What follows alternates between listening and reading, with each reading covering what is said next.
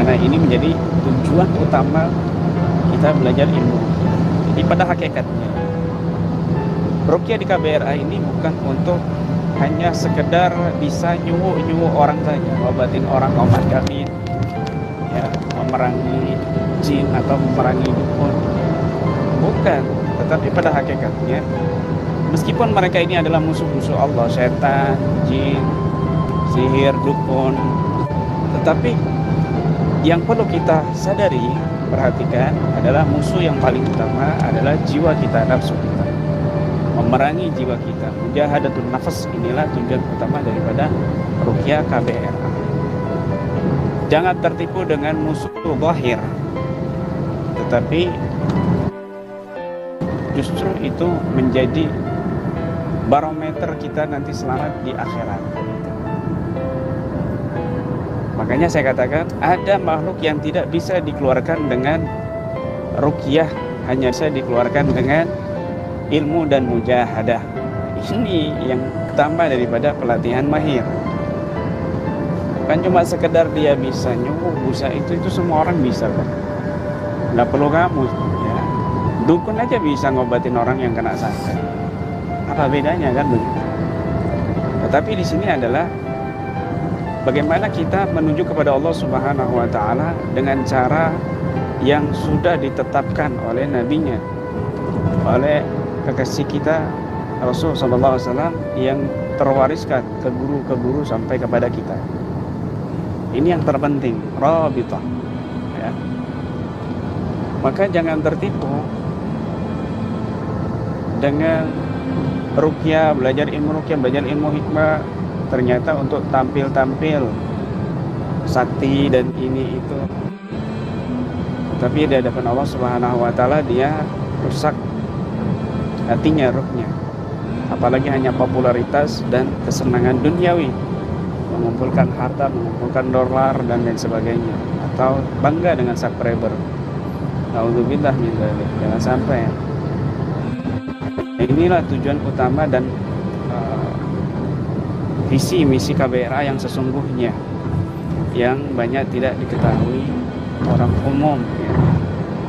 Makanya mereka ini kita bimbing, ya, kita arahkan ketika pelatihan pemula, lanjutan, dan pada akhirnya pelatihan mahir.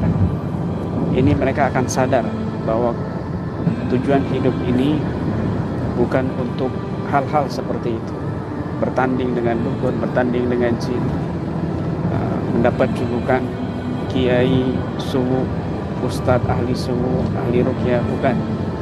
Tetapi bagaimana diri kita ini menjadi insan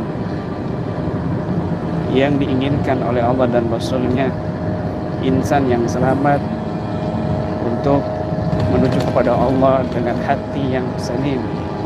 Yauma la yanfa'u malun wala banun illa man atallaha biqalbin salim. Di hari di mana tidak bermanfaat anak dan harta kecuali orang yang datang kepada Allah dengan hati yang selamat. Maka Faidul Mannan fi Madarij Mu'alajat bil Quran juz 1 juz 2, dari situ ketika kita mempraktekkan, ya, maka nanti kita menuju Faidul Mannan fi Madarijil Faidul Mannan fi Taraqi ila Ma'arijil Ihsan, ya. Anugerah Allah di dalam menaiki tangga-tangga keluhuran ihsan. Ini penting sekali. Itu tujuan kita mengadakan pelatihan-pelatihan, bukan mengkader para praktisi yang handal di dalam melawan sihir, dukun, tidak. Ya, buat apa dia bisa mengeluarkan jin, dia lihai di dalam memerangi dukun, tetapi memerangi dirinya sendiri, setan dalam jiwanya, dalam hatinya sendiri, dia tidak mampu, bahkan tidak tahu, sehingga terjerumus dengan jebakan-jebakan setan dan nafsunya. Ini percuma. Ini bukan disebut peruqyah yang hakikatnya, tetapi peruqyah yang tertib. Raki itu orang yang naik, bukan semakin turun, ya, bukan semakin turun, tetapi raki itu semakin naik. Kalau kamu dengan kehebatan kamu secara umum dipandang sakti hebat, tetapi semakin turun, ya, maka ini bukan peruqyah, tapi justru disebut dukun, ya. dukun sihir gitu. Karena mereka semakin sakti tapi semakin jauh dari Allah Subhanahu wa taala. Semakin hebat ya, semakin jauh dari Allah Subhanahu wa taala. Tetapi peruqyah itu yang hakikatnya semakin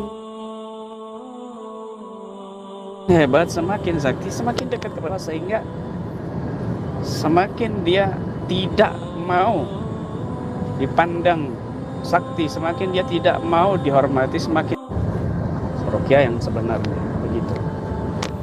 Jadi sekali lagi untuk calon-calon praktisi pelatihan mahir ya, ditata hatinya dengan baik, jangan sampai salah niat begitu. Insyaallah. Barakallah.